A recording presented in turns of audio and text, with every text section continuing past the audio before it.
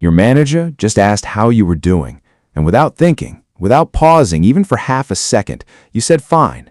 Not because you're fine, but because that answer ends the conversation. Because anything else opens a door you're not ready to open. Not here, not at work, not in front of someone who has the ability to decide whether you get promoted, whether you get a good project, whether they start seeing you differently. So you said fine, and you smiled, and you moved on. And the thing is, you're 23 or 26 or 28. You grew up in a generation that was told louder than any generation before that mental health matters, that talking about it is brave, that vulnerability is strength. You believed that. You still believe that. Just not here, not at work, not yet.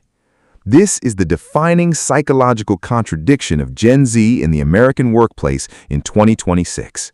The most mentally aware generation in history is also the generation most likely to hide how they're actually doing at the office. And the reason is not what most people think. Let us start with the number that stopped me when I first read it. Gen Z workers are 6 times more likely to hide their mental health struggles at work than Gen X. 6 times. Not slightly more likely, not a little more guarded. 6 times. And this is not a generation that is ashamed of mental health. These are the same people who post about their anxiety on social media, who talk openly with therapy with their friends, who are the driving force behind normalizing conversations about depression, burnout, ADHD, and emotional exhaustion in public spaces. So why the gap? Why is the most open generation about mental health and personal life the most closed about it at work? That's the question, and the answer is uncomfortable. It starts with something psychologists call identity thread. When you're young and new to a workplace, you have very little professional capital.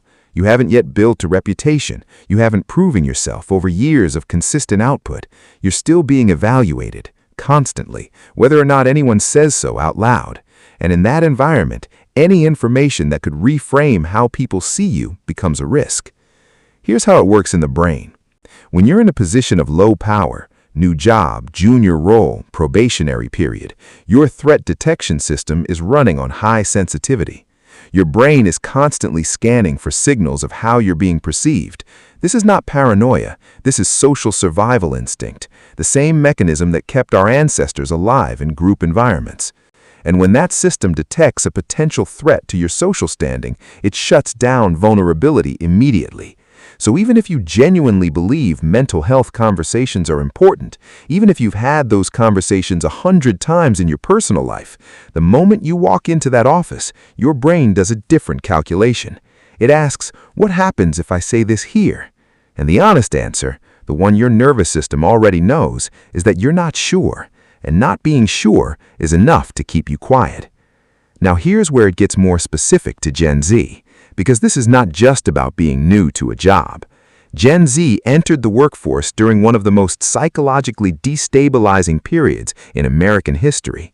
They graduated into a pandemic. They started careers during economic uncertainty, inflation, layoffs, and a job market that kept shifting under their feet. And they did all of this while carrying some of the highest rates of anxiety and depression ever recorded in young adults. The American Psychological Association found that Gen Z consistently reports higher stress levels than any other generation currently in the workforce, higher than millennials, higher than Gen X, higher than boomers. But at work, they say they're fine. There's a specific psychological pattern that explains this. It's called masking, and it's not the same as lying.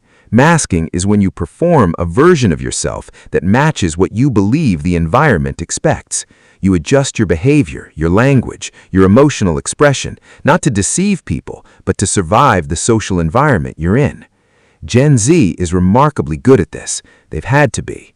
Think about what this generation grew up navigating. Social media environments where every expression was public and permanent, school systems that were increasingly performance measured, a culture that demanded they be both authentic and optimized at the same time. They learned early how to read a room, how to give people what the situation calls for, how to perform competence even when everything inside is uncertain. The workplace is just another room to read. And what they read in most American workplaces is this: emotional expression is tolerated in theory and punished in practice. Not always overtly, usually subtly. A slightly changed tone in how a manager responds, being passed over for a visible project, being labeled as too sensitive in a way that gets quietly passed around, being seen as a liability rather than an asset. Gen Z has watched this happen to people. They have read about it. They have seen it play out in their own early professional experiences, and so they learn the rule fast. Talk about mental health outside these walls. Inside, perform. Here is the irony that almost nobody talks about. The workplaces that are loudest about mental health support are often the ones where employees feel least safe bringing it up. The company posts about Mental Wellness Month. They send the email about employee assistance programs. They put the meditation app in the benefits package. And Gen Z employees look at all of that and think, okay, but what actually happens to someone here who says they are struggling? Because they know the difference between a policy and a culture, and they are very good at detecting the gap between them. A 2025 survey found that while 81% of American workers said mental health awareness at their company had increased, less than a third felt actually comfortable disclosing a mental health issue to their manager. The awareness went up, the safety did not. Gen Z felt that gap more acutely than anyone. Now zoom out and look at what this costs. When an entire generation of workers is running a constant internal performance, managing their output while simultaneously managing how they appear to manage their output, that is an enormous tax on cognitive energy. Psychologists call this emotional labor, and when it becomes chronic, it accelerates exactly the burnout it is trying to hide. There is a brutal logic to it. The effort of hiding the struggle makes the struggle worse, which makes hiding it harder, which requires more effort. And because no one at work sees the real picture, no one adjusts the workload, the expectations, the environment. The machine keeps running at full speed, and the person inside it keeps quietly breaking down in ways that will not show up until much later, in their health, in their relationships, in the sudden resignation letter that seems to come out of nowhere. Quiet quitting, which became a cultural phrase a few years ago, was partly a symptom of this. Not laziness, not entitlement, people rationing their energy because they had no other way to cope that felt safe. In 2026, that pattern has not reversed. If anything, it has deepened. The economic pressure on young workers is higher, the expectations have not lowered, and the mental health crisis among Gen Z has not resolved. It's just gotten better at being invisible. Here's the part that I think matters most. The hiding is not irrational. That is what everyone misses when they talk about this. It would be easy to say, just be more open, just trust your employer, just use the resources available to you. But that advice ignores what the data actually shows about what happens to workers who do disclose.